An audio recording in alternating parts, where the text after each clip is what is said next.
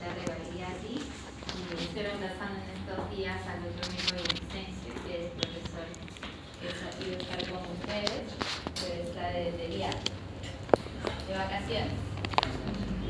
Entonces, el día de hoy se me ha encargado de hablar sobre un tema muy bonito en nefrología. Bueno, lo compartimos este tema con también los sociólogos y los médicos internistas, que es lo que es donación y trasplante de órganos, todo lo que es el proceso de donación y trasplante de órganos. Entonces, en el Perú la mayor cantidad de pacientes trasplantados son pacientes renales. Se hace trasplante de pulmón, riñón, corazón, córnea, trasplante de piel, trasplante de hígado y en algunos casos se hace trasplante de intestino, pero muy poquitos casos. Y hace 2 años en el Bagliati se hizo el trasplante páncreas-riñón, la primera experiencia que tuvimos en Perú de trasplante páncreas-riñón, pero lamentablemente al primer día posoperatorio el trasplante pancreático se trombozó el injerto y tuvieron que hacer la exéresis y solamente el paciente, que era un paciente con diabetes tipo 1, se quedó con el riñón funcional. Aún no tenemos otra experiencia de páncreas-riñón. Entonces, la donación de órganos viene a ser el acto por el cual una persona de manera generosa, altruista y voluntaria cede sus órganos a otra persona que lo necesita. En el Perú, los entes reguladores que dirigen todo lo que es la actividad trasplantadora viene a ser la Organización Nacional de Donación y Trasplante. Depende del Ministerio de Salud y ve la rectoría, la promoción y la coordinación de todos los aspectos relacionados a la donación y el trasplante de órganos. Existe ya una ley en el Perú que es la Ley General de Donación y Trasplante de Órganos y Tejidos Humanos, por el cual está regido toda la actividad trasplantadora. Entonces, para que esta actividad trasplantadora pueda realizarse, necesitamos de gente que vaya a buscar la donación. A eso se le denomina los procuradores. Y es aquí en el cual compartimos mucha actividad con los sociólogos, porque en el Perú los principales procuradores son nefrólogos, son intensivistas y en algunos casos médicos internistas. Entonces, en la unidad de procura, en el servicio a través de la Dirección de Donación y Trasplante, la unidad de procura viene a ser la unidad funcional, va a determinar todas las acciones y las coordinaciones para que se pueda dar el proceso de donación y por ende el proceso de trasplante. Esto se hace mediante un sistema controlado de seguimiento de los posibles donantes potenciales y donantes reales. Entonces, en todos los hospitales, por lo menos en los grandes hospitales, existen procuradores, que muchas veces no se les nota el trabajo de ellos porque son personas que pasan desapercibidas. Pero estos procuradores tienen ya una red enlazada a nivel nacional en los cuales en algunos casos hasta se dicen los buitres, o sea, van merodeando las UCI, los shock traumas, las unidades de cuidados intermedios para ver cuáles pueden ser los potenciales donantes. Entonces ellos son los que están ahí esperando un donante para que estos donantes puedan ayudar a muchas otras personas, ¿no?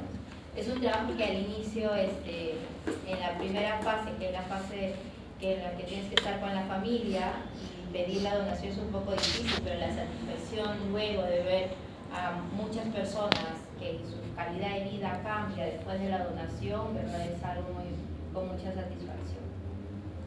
Y entonces ya viene a formarse el equipo de procura, y este equipo de procura está conformado en realidad por un equipo multidisciplinario que van a hacer todo lo que es la detección del donante y todo lo que es la detección. Ellos coordinan la extracción y ellos coordinan la movilización de los órganos trasplantados hasta que lleguen al hospital donde va a ser trasplantado. Entonces, tenemos procuradores tanto en los hospitales de salud como en el MINSA. En Lima hay procuradores en la red de Cayetano, Loaiza, Carrión, en el Hospital de Columna, Manuel, en el Hospital 2 de Mayo y en el Hospital Mayor Auxiliar. De estos hospitales, lo único que trasplanta en MINSA es el Hospital Cayetano.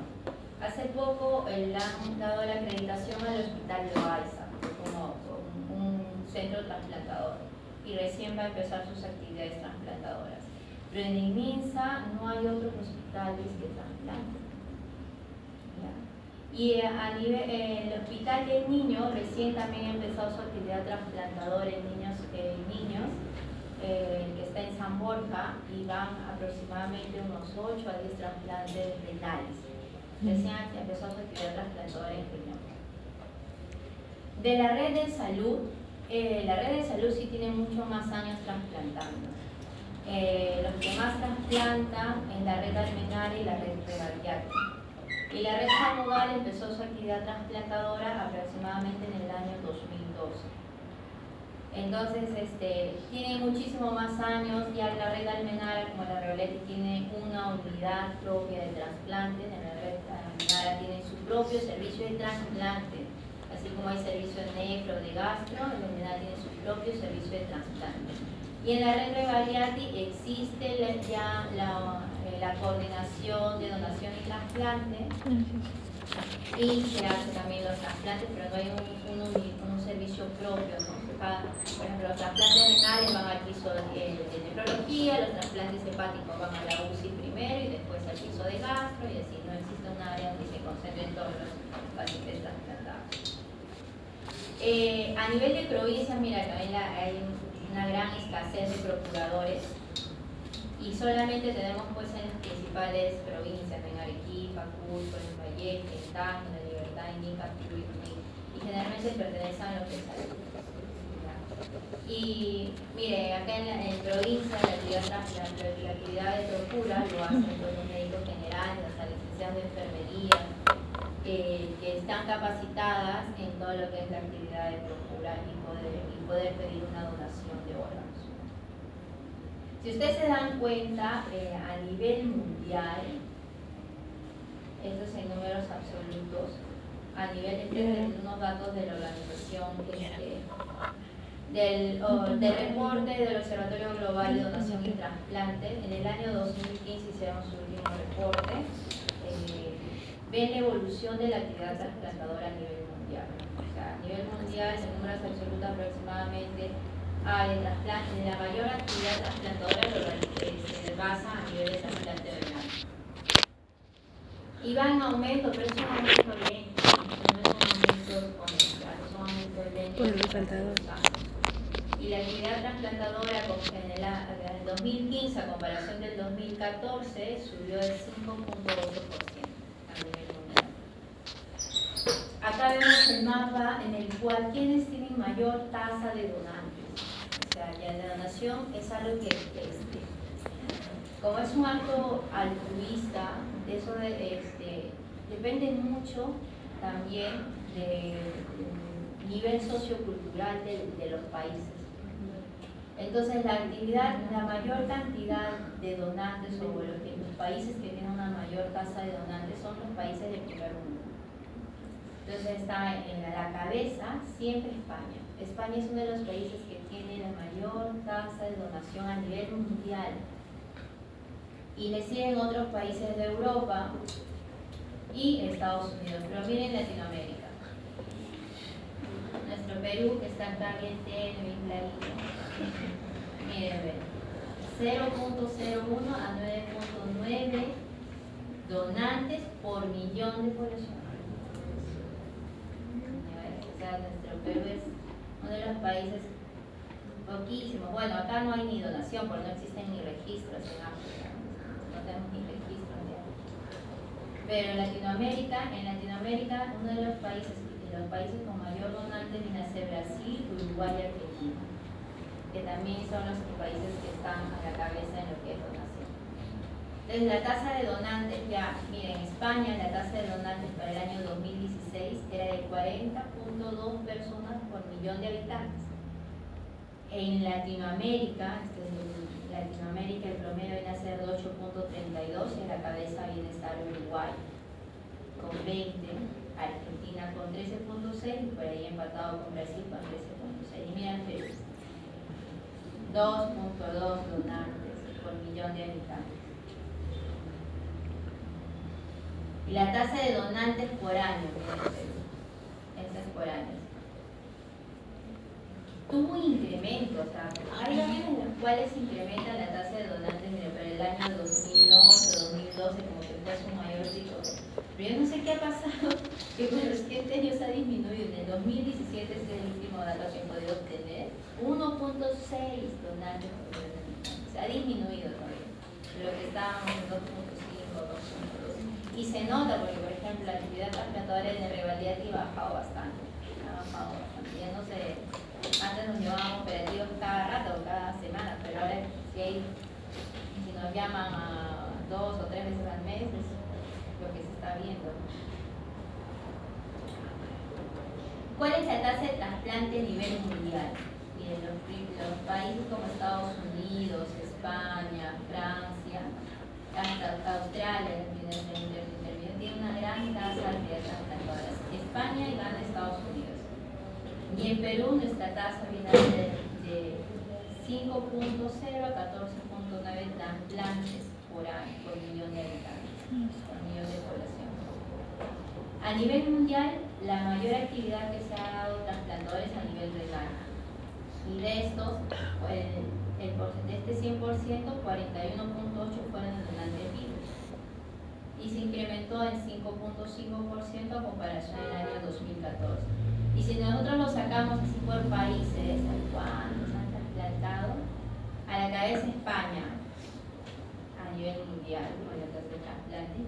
Y sí, también, acá está Perú. Acá está Perú. No he tenido que señalar, pues no, ni se ve. Y ahí está Perú. Esa es lamentablemente nuestra realidad. Y si vemos bien números absolutos, acá tenemos todo el este reporte a mi sala de Perú en el año 2015. Perú, la mayor cantidad que hubo de trasplantes, tuvo 166 trasplantes renales, de los cuales 137 se debieron a donantes cadavéricos y 29 a donantes vivos. En todo un año, 29 donantes vivos. No tuvo trasplante de páncreas en el año 2015, ni tampoco de intestino. Tampoco hubo trasplante de pulmón. Y de los tipos de donantes, todos fueron por muerte encefálica, ¿ya? Y ninguno por muerte circulatoria o parada circulatoria o donante más histórico. Ahora lo vamos a explicar eso. Pero a comparación de otros países que sí tienen donantes en asistol, y mire la cantidad de donantes en asistol. Y esa es una brecha que tal vez con el tiempo en Perú podamos nosotros sanar y podamos incluir estos donantes en asistol y nos pueda aumentar la tasa de donantes. ¿Y por qué es importante la donación? Miren nuestra lista de espera, solo en pacientes renales. Hay 12.773 pacientes que tienen enfermedad renal crónica en diálisis, en terapia renal sustitutiva, de los cuales solamente han llegado a lista de espera aproximadamente la mitad, 5.703. La otra mitad ni siquiera está en lista de espera. Y en esta lista de espera son pocos los que pueden trasplantarse.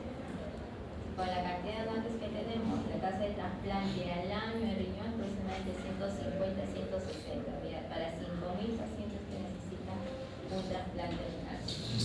Y acá tenemos en salud, todos los que, la mayor cantidad que tenemos en lista de salud son 694 pacientes que han llevado a lista de espera para el año 2015, esto ha aumentado ya. Los de córnea, y también el MINSA, otra institución que trasplanta también es las Fuerzas Armadas, a través del ITO, el Instituto de Trasplante de Órganos y Tejidos de las Fuerzas Armadas y Policiales, pero solamente hacen trasplante de riñón y su capacidad trasplantadora también es bien baja. Y algunas clínicas, en el año 2015 no han hecho trasplante renal, solo trasplante de córnea, pero ya están haciendo trasplante de riñón. Entonces, durante el evento del proceso de la donación y trasplante, hay dos secuencias en paralelo. La secuencia de todos los procesos para el donador y la secuencia de todos los elementos, los procesos para el receptor. ¿A quién va a recibir el riñón? Y esto se va complementando. Entonces, para el proceso de la donación, que está determinado por el organismo de la donación, lo primero que tenemos que hacer, los procuradores, ¿qué hacen? Detectan al posible donante o al donante, o al potencial donante o al donante real. ¿A qué se le llama potencial donante? Es aquel paciente que tiene muerte encefálica que ya está comprobado. O sea, ya está diagnosticado de muerte encefálica. Ese es el potencial donante. Y el donante real es cuando la familia acepta la donación. Porque muchas veces podemos tener muchos potenciales donantes, pero ninguno se convierte en efectivo real, porque la familia no acepta la donación. Entonces viene el trabajo de la procura, valorar al donante. No todos pueden ser donantes, por más que quieran, no todos pueden ser donantes, y lo vamos a ver más adelante. Cuando ya es un donante apto, así no haya aceptado, aún no se conversa con la familia, viene el proceso de confirmación de muerte encefálica. Ahí hacemos unas pruebas para determinar si este paciente está en muerte encefálica. Cuando se determina ya la muerte encefálica, generalmente todos los pacientes que tienen muerte encefálica o están en UCI o están en unidad de cuidados clínicos. Entonces, los de unidad de cuidados clínicos empiezan el mantenimiento del donante. Los sociólogos son muy buenos para preservar a los donantes. Por eso siempre se hace el manejo con ellos. Los médicos primero comunican a la familia el fallecimiento y después, recién de que los médicos comunican a la familia, viene el procurador a pedir el consentimiento. Cuando la familia acepta el proceso de donación, se toma una muestra al donante para empezar a correr todo lo que es la inmunología y ver compatibilidades, que es el famoso HLA. ¿Vale? Se empieza a correr el HLA para ver con qué receptores pueden ser compatibles. Ahí empieza a organizar a todo el equipo. Primero el equipo que va a extraer los órganos, que es el equipo de ablación. Viene la ablación probablemente en el acto quirúrgico. Primero, cuando empieza la ablación, tienen que quitar todo lo último que se quite es el corazón. Entonces, si este donante va a riñón, va a hígado, va a pulmón, van quitando los órganos, hígado, riñón, pulmón, y al final, si va a donante de corazón, va a quitar el corazón, y es ahí donde se determina la hora de muerte del donante. Después de esto, se hace un proceso de preservación y transporte de los órganos donados, y los que están en procura terminan su trabajo cuando ayudan a la familia y entregan el cuerpo del donante, hacer todos los trámites funerarios. Hasta ahí acaba el proceso de procura. Y aquí, cuando ya empieza la ablación y la preservación, empieza el proceso de receptor, o sea, el proceso que vemos los nefrólogos. O sea, hay todo un equipo dedicado a trasplante que son compuestos por cirujanos cardiovasculares, por urólogos y por nefrólogos, para hacer la selección del receptor y hacer las planteamientos. Entonces, la función del médico en las áreas críticas viene a ser notificar a los familiares del paciente que tiene muerte encefálica. Tiene que hacer la firma del acta de muerte encefálica, que en esa firma del acta tiene que firmar el médico que lo ve, que estaba a cargo del paciente, tiene que firmar el neurólogo que ha hecho el diagnóstico de muerte encefálica y tiene que firmar el director del hospital. Son 3 personas que tienen que firmar en esta acta de muerte encefálica. Se tiene que informar a la familia el diagnóstico de muerte encefálica y si el donante, la familia acepta, hacer la viabilidad del donante. Entonces, mientras el médico tratante informe de la muerte encefálica y el médico procurador empieza a pedir la autorización para la donación. Entonces, hay 2 tipos de donantes. Todo el proceso que les he contado anterior es para el donante cadavérico. Es el donante cadavérico y el donante vivo relacionado. En el Perú solamente se acepta donantes vivos relacionados, mamá, papá, hermanos, tíos, primos, donantes vivos relacionados directos, hasta tercer grado de consanguinidad. En España lo que se hace es cuando un familiar no tiene un donante compatible, o no es compatible para él, pero es su donante, entonces busca otra pareja de donantes que también sean familiares y que sean compatibles cruzados. Entonces eso se llama donante cruzado. Entonces el donante es compatible con este receptor y su donante de este receptor es compatible con su receptor del otro lado. Es un donante cruzado, pero son entre familias. ¿Ya? Pero acá todavía no hacemos eso. O sea, estamos muy lejos todavía para hacer eso. Entonces, del donante cadavérico lo hay por donante de muerte encefálica, un DCB, un accidente cerebrovascular, un accidente de tránsito, un aneurisma roto, o sea, donante por muerte encefálica y el donante por parada cardiorrespiratoria. Aquí en Perú nosotros aún no cogemos los donantes por parada cardiorrespiratoria. ¿Quiénes son los donantes por parada cardiorrespiratoria? Son pacientes que hacen un paro cardíaco, una muerte súbita en un área y que reciben inmediatamente el apoyo de soporte en menos de 10 minutos. Si este paciente, por ejemplo, es un señor que está caminando por la calle y hizo un paro y llega inmediatamente en menos de 10 minutos la ambulancia y hace maniobra de resucitación y se ve de que no tiene ya más de 10 minutos de resucitación y constata de que ya está en parada, sin parada, este se convierte en un potencial donante para otros países. Entonces en otros países le ponen una maquinita que se llama la machaca y esta machaca automáticamente empieza a hacer compresiones hasta que es trasladado a un hospital. Ese traslado no debe durar más de media hora. Es trasladado al hospital, en el hospital inmediatamente lo conectan a circulación extracorpórea para preservar una sustancia de preservación todos los órganos y el paciente sigue en parada cardíaca. Cuando ya le conectan la circulación extracorpórea, ya de la machaca ya no funciona, entonces simplemente preservan los órganos con circulación extracorpórea. Eso no tiene que pasar más de 4 horas. Y en ese tiempo tienen que pedir la donación al familiar. El familiar acepta, entra a sala, hacen la ablación y eso se llama donante en asistolia. Acá aquel paciente que ha hecho paro, así esté hospitalizado y ha hecho maniobra de resucitación en médico en el hospital, ese paciente ya no va a donación. Nosotros no tenemos aún ese protocolo. ¿Y por qué esta diferencia? Porque la inmunosupresión en ambos es distinta. En paciente de parada cardíaca, ¿tú qué esperas que tenga el riñón? Cuando empieza a repercutir y empieza ya, lo conectan al receptor y empiece ya a circular la sangre por el riñoncito, orinará de inmediato. ¿Qué es mayor riesgo? Estos pacientes tienen mayor riesgo de hacer necrosis tubular aguda, a comparación del paciente que a corazón batiente o el donante de corazón batiente o donante por muerte encefálica. Entonces la inmunosupresión cambia. La inmunosupresión en pacientes con donante en asistolia, nosotros damos timoglobulina como inmunosupresión. En cambio, en los pacientes que son de donante por muerte encefálica, corazón batiente aún, la inmunosupresión se va por el basilizumab. La inmunoglobulina es mejor, la timoglobulina es mejor para lo que es evitar la necrosis tubular aguda. Tiene una inmunosupresión muchísimo más fuerte. Entonces, por eso es muy importante el tipo de donante, o sea, qué donante estás teniendo para darte la inmunosupresión.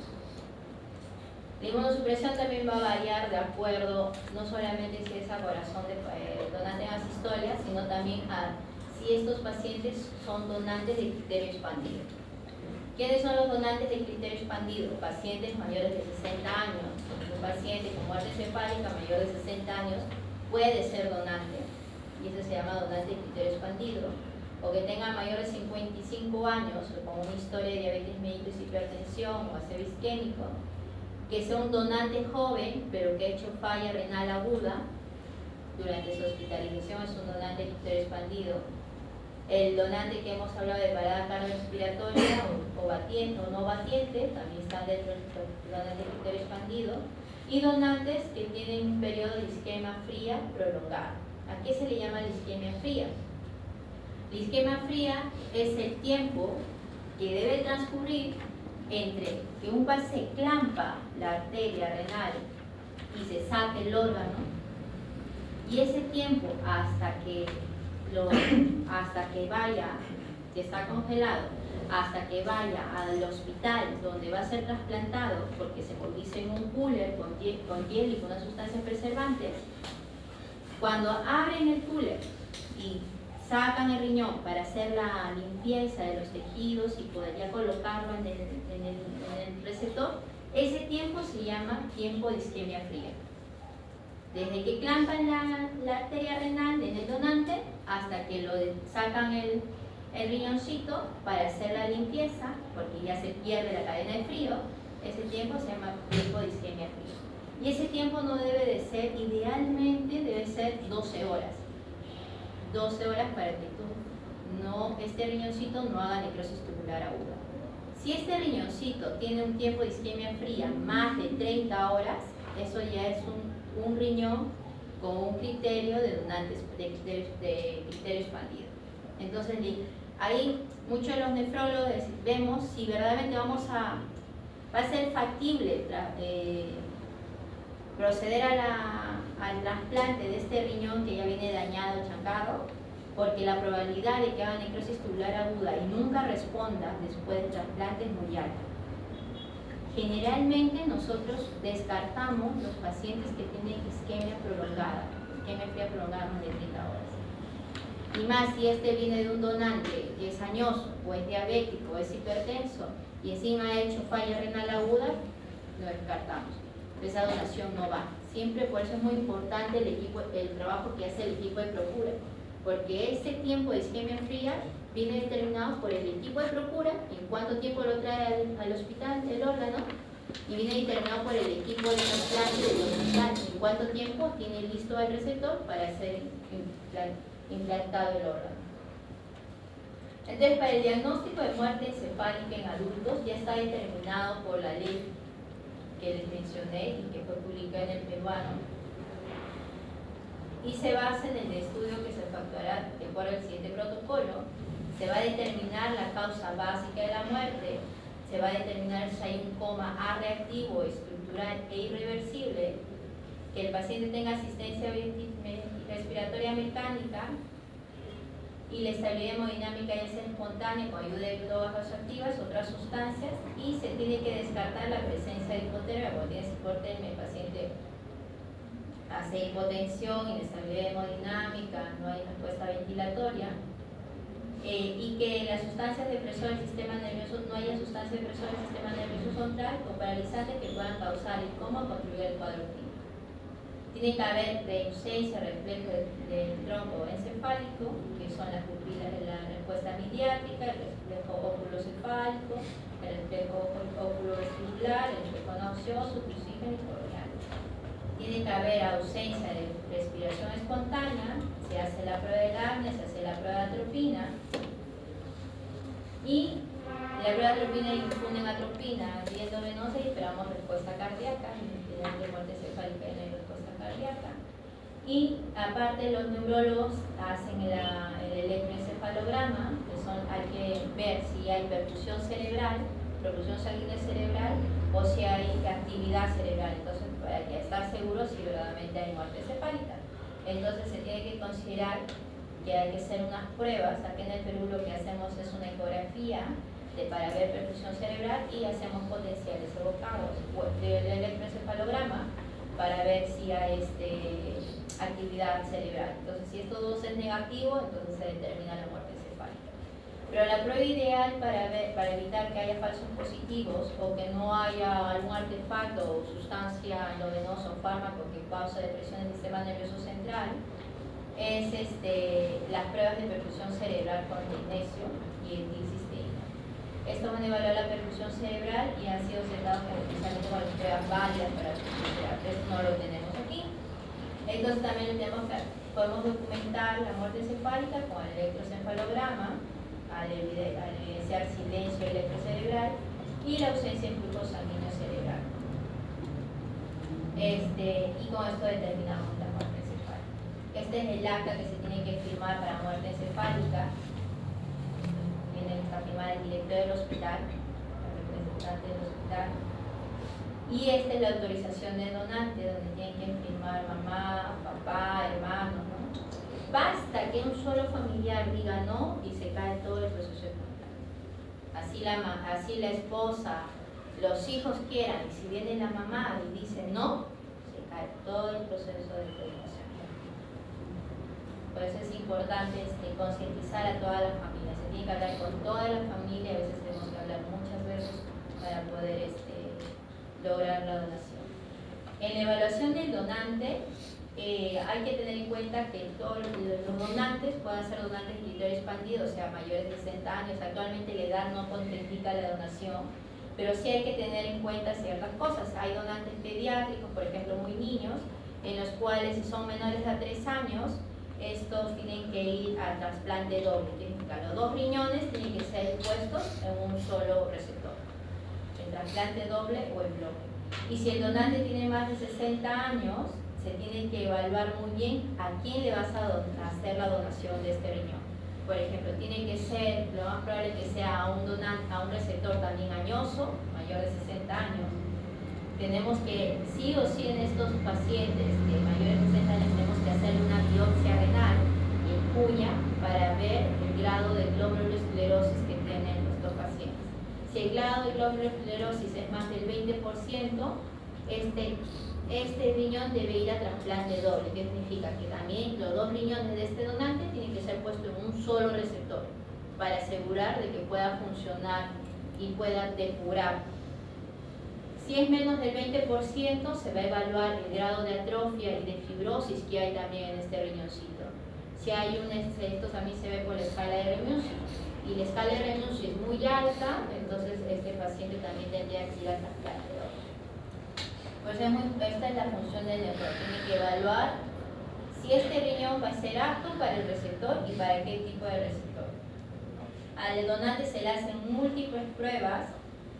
Primero se tiene que establecer la causa de la muerte, hacer la historia clínica del donante para ver si hay antecedentes de neoplasias malignas, enfermedades infecciosas como HIV, TLB1 o 2. En nuestro país es uno de los países, esta infección generalmente se da en países tropicales, en Perú también hay.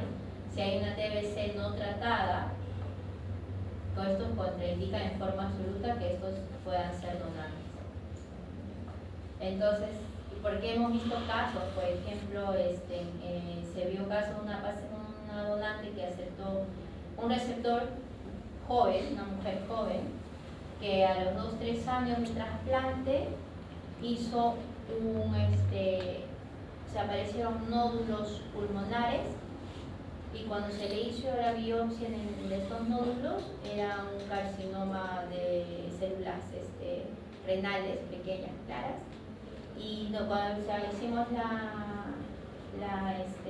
el estudio, pues para supuestamente ver, porque era metastásico, de dónde venía, de los riñones nativos no había nada en los riñones nativos, y tampoco no se veía nada en imagen del riñón injertado. Entonces lo único que asumimos es que el donante había tenido por ahí la célula con un pequeño grado, y que estos por inmunosupresión hayan activado y se haya manifestado como una metástasis. Así pasa. Entonces hay que tener mucho cuidado, sobre todo los pacientes que tienen antecedentes de neoplasias malignas, porque la inmunosupresión sí activa y acelera las células, las neoplasias. Entonces se hacen todos los estudios de HIV, hacia el donante se le hace estudio de hepatitis B, si hay una hepatitis B activa, con antígeno de superficie positivo, también contraindica el trasplante. Si hay una hepatitis C activa también. Si no hay una hepatitis C activa y el donante ha sido tiene anticuerpos de hepatitis C, se puede trasplantar actualmente a un receptor que también tenga hepatitis C, pero se le comunica al receptor. O sea, el donante con hepatitis C, ¿deseas tú aceptar la donación? Solamente aquellos que tienen también hepatitis C. ¿Por qué? Porque ahora los tratamientos para la hepatitis C han mejorado, y si mejora su función renal, puede recibir todo el esquema de tratamiento para la hepatitis C y curarse de la hepatitis C actualmente. Antes no había estos tratamientos, entonces los pacientes se dan contraindicados que tenían hepatitis C. Estos son los que se hacen de urgencia en el día de la donación, todos estos. Y estos son los que se pueden hacer diferidos después de la donación. ¿Cuáles son las contraindicaciones absolutas del donante? Serología positiva para HIV, que tenga un cáncer activo, TBC activa, si este paciente tiene una sepsis bacteriana, mayor séptico con disfunción multiorgánica, si hay encefalitis, neoplasias de mama porque son muy metastizantes, hacen mucha metástasis, sarcoma de partes blandas, melanoma porque es un cáncer también muy invasivo y si estos tienen falla multiorgánica. Las contraindicaciones relativas pueden ser inestabilidad hemodinámica grave, pueden haber hipertensión arterial y la diabetes, también de donantes con diabetes tienen complicación relativa. Acá le damos que hacer biopsia también para ver el grado de cronicidad a nivel renal. Si tiene serología para hepatitis B y C, enfermedad de Chagas, sífilis, enfermedad de Alzheimer, bacteriana, infección pulmonar, infecciones urinarias. Para infecciones urinarias se le da tratamiento antibiótico, se trasplanta, el receptor puede ser falla renal aguda, pero hay un medicamento que está cubriendo y esperamos que haga su efecto y cuando resuelve la infección, resuelve también la falla renal aguda. Le da de acuerdo al tipo de trasplantado y las conductas de alto riesgo del donante. No sé si ha sido una persona muy promiscua, si ha sido una persona bebedora, tal vez ha consumido drogas. Pero ya, no por eso, sino porque puede tener conductas sexuales que puedan haber condicionado que pueda tener infección por HIV, ¿no? Y no lo vamos nosotros descartar en ese momento. Tumores del sistema nervioso para que descartan la donación también son muchos. O sea, si tenemos un paciente que tiene un tumor cerebral, generalmente no van a ser donantes, ¿no? Porque muchos de los donantes que tienen tumor cerebral no tenemos a veces la anatomía patológica, entonces menos si no sabemos cuál de estos puede hacer, ¿no? Y hay donantes que tienen estas conductas de alto riesgo, como los que mencioné, homosexualismo, ¿no? Historia de múltiples parejas, prostitución, uso de drogas, ¿no? Entonces esos son personas que tienen alto riesgo. Y en el estudio del receptor, tenemos todos los pacientes que están en diálisis son potenciales receptores. Entonces tienen que hacer en realidad pues es un periplo para ellos, porque tienen que pasar múltiples exámenes, tienen que pasar muchas especialidades que le den el visto bueno para que estos puedan llegar a estar en lista de espera. A veces pasa un año en el salud, el promedio en que un paciente entre a lista de espera es aproximadamente de 6, que es lo más rápido, a un año. Entonces, y es para llegar a lista de espera. Después de lista de espera, recién puede ser elegible, ¿no? Si por ahí hay un donante compatible con él.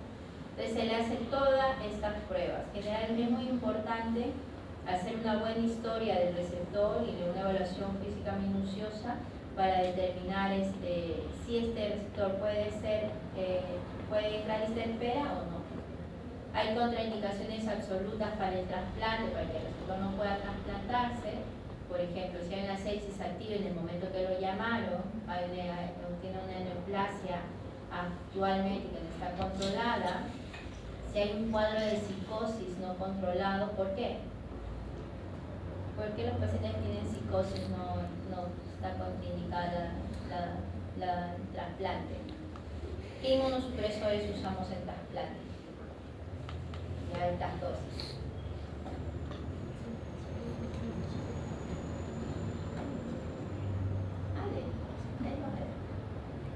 ¿Qué inmunosupresores? ¿Qué inmunosupresores conocen? ¿Ah? Corticoides. Usamos metilprednisolona en pulsos el día del trasplante y después como terapia inmunosupresora usamos prednisonas a altas dosis. ¿Ya? ¿Y qué es el efecto adverso del corticoide?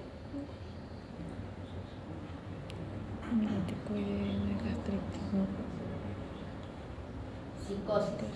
Los corticoides tienen como efecto adverso producir psicosis o empeorar el cuadro de psicosis. ¿Nunca han visto un paciente con psicosis por corticoides? Hay pacientes que hacen altas lúpicos, los que tienen vasculitis y usan corticoides hacen psicosis, alucinaciones y todo esto. Entonces eso es por la prednisona. Entonces en estos pacientes no podemos trasplantarlos porque las principales drogas inmunosupresoras es a base corticoides, inhibidores de calcineurinas y micofenolato, ¿no?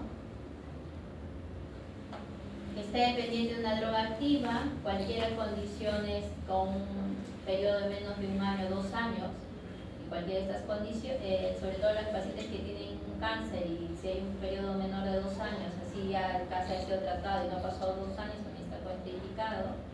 Y si tiene un crush más del CDC positivo, ¿no? Esto es la prueba que se hace en el momento del trasplante, enfrentar la sangre del donante con el receptor, y si hay lisis, o sea, los glóbulos rojos todos mueren, si hay lisis se destruye, no es compatible. Esta es la prueba más.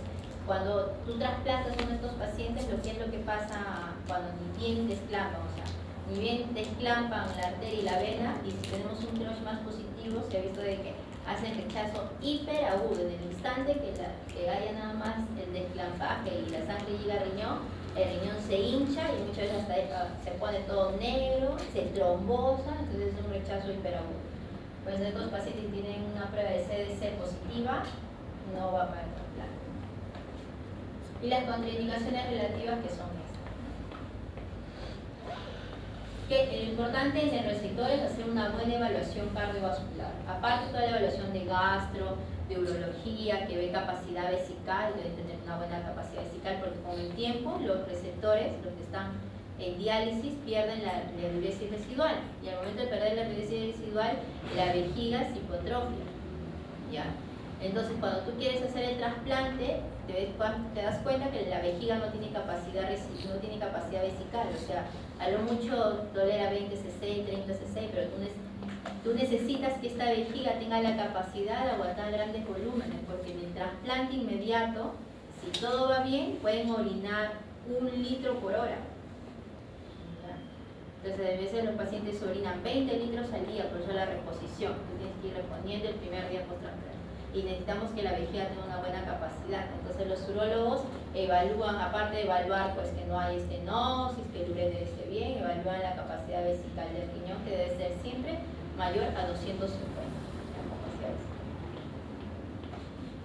Entonces, la evaluación cardiovascular es muy importante en los receptores, porque la primera causa de muerte de la enfermedad renal crónica, ¿cuál es? Cardiovascular. Y la primera causa de muerte de los pacientes trasplantados, ¿cuál es? La misma, cardiovascular. También mueren por problemas cardiovasculares. Entonces, por eso es importante hacer una buena evaluación a estos pacientes que van a ser trasplantados.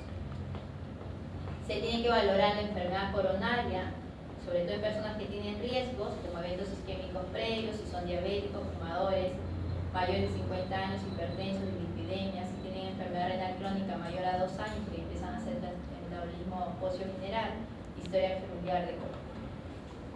Si han tenido, hay que hablar si han tenido stroke o TIAs, que tienen alto riesgo de recidiva temprana después del trasplante, y en estos casos, si es que ya ha estado en lista de espera este paciente y tuvo un accidente cerebrovascular, por lo menos tenemos que esperar 6 meses para poder trasplantarlo. Entonces, también en estos pacientes hay que hacer una evaluación vascular periférica, sobre todo en pacientes diabéticos. ¿Por qué en pacientes diabéticos? Todos los pacientes diabéticos le tenemos que hacer un angiotenco de vasos, de venas ilíacas y vasos ilíacos. ¿Por qué? Porque los pacientes diabéticos tienen por el proceso de glicosilación y tienen alta capacidad de hacer calcificaciones a nivel de las venas ilíacas. Entonces, a veces hay pacientes que tienen todo el árbol de las venas ilíacas todas calcificadas y no hay dónde injertar o hacer la anastomosis vena a vena del injerto. Entonces tenemos que evaluar que tengan por ahí un espacio o que no tengan estas calcificaciones. Si tienen estas calcificaciones, está contraindicado el trasplante. En otros países lo que hacen es le colocan el riñón con la vena esplénica, ya no usan la vena ilíaca, sino el riñón en el lado izquierdo y según la vena esplénica, pero acá no lo hacemos.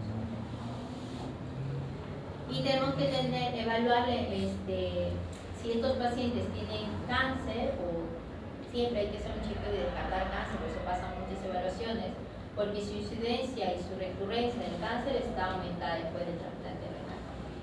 Cuando el paciente ha tenido cáncer, mínimo hay que esperar 2 años para que recién pueda ser trasplantado, y un cáncer curado, o sea que no esté activo, o un cáncer controlado. Hay algunos tipos de lesiones neoplásicas en las cuales no se puede esperar, o sea, no es necesario esperar tiempo, como un carcinoma renal incidental pequeño, menos de 4 centímetros, y se saca todo, se hace nefrectomía y se saca todo el riñón y no ha habido invasión local, entonces no es necesario esperar para que pueda ser trasplantado. Un carcinoma in situ, una neoplasia focal sin evidencia de metástasis, o un cáncer de vejiga de bajo grado que ya ha sido curado y que no necesita mayor cosa, o un cáncer de piel que no sea melanoma. Pero en algunos casos sí tenemos que esperar mucho tiempo, hasta a veces 5 años, por ejemplo en melanoma, en cáncer de mama, en cáncer colorectal y en cáncer de uréter, ¿no? ¿Por qué? Cáncer uterino. ¿Por qué? Porque son muy invasivos, son muy agresivos y con inmunosupresión peor. Entonces, miren, esta es la última fotito de un riñón, hice un trasplante la semana pasada en el Hospital Sabogal, mis compañeros me lo pasaron. De hecho, me presentó del Hospital Sabogal, pero eso siempre tengo ahí sus fotos. Entonces, es el último riñón que ha sido trasplantado en esta semanita. Miren, aquí en este periodo es cuando se acaba la isquemia fría, porque ya abrieron el riñón y empiezan a limpiar el riñón, porque todo tiene una grasa renal, y entonces empiezan a limpiarlo y acá se acaba la isquemia fría. Entonces el riñoncito, así se ve de ese colorcito. Y cuando ya está trasplantado y hay perfusiones, se ve todo el riñón. La actividad trasplantadora es una actividad muy bonita, es muy estresante también para los que lo realizamos, porque hay muchas complicaciones a veces, pero es la satisfacción del paciente, ¿no?, de recuperar su calidad de vida, ¿no? El troque negro es una de las especialidades en las cuales tú puedes darle una oportunidad al paciente de recuperar su vida a como ha sido antes a través del trasplante renal. A comparación de cardio, ¿no? Hasta el hígado lo trasplanta, pero la donación de hígado es muy baja. No sé si tienen alguna pregunta.